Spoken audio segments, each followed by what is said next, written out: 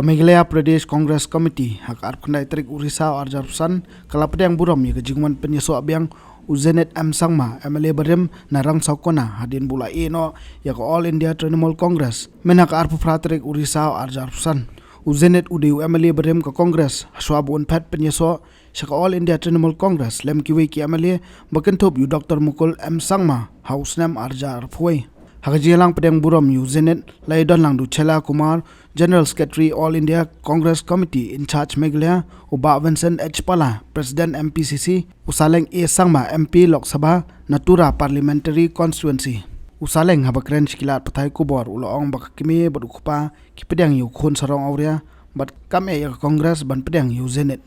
Thank you sir for coming back. Zenith Sama told me that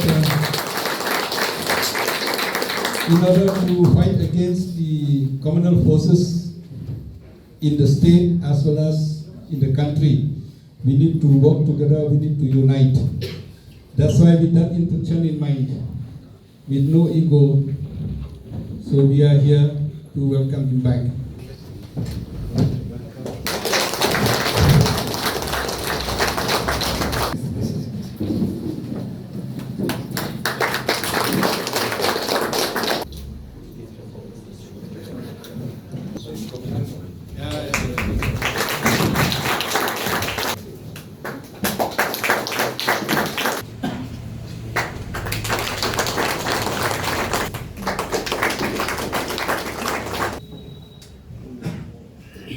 Prodigal son has come back. I think not the father.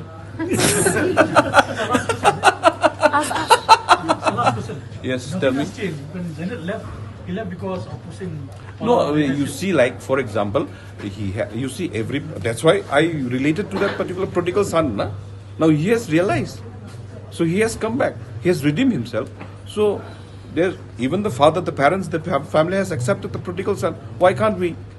He is a good man, so he wants to do something good for the people. That's why we accepted him. Party has accepted him. High Command has accepted him. That's why we are working on that one. He has himself has spoken, right? So I need not have to clarify that one. Habatin, page bahagi kishab, kashab plus F.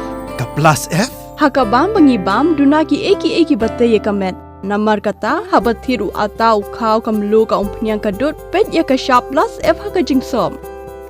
Yaki nutrient kum ki vitamin bat ka iron la ai kan diat bat ka bathau bha kam kta I ka dur jing ki mar bam ka jing mat lani ka rukom shed yaki. Balehi banai kita. Ka don ka we ka jing mentoy ba kongsan. Ka kot ka kia. Ka nutrition ba khambha ka jing im ba khambha pendon kam daki mar ba madon ka sharp plus F menta ka sngi Lawan Ra Shafi Lingba ko office jong Commissionerate of Food Safety Meghalaya.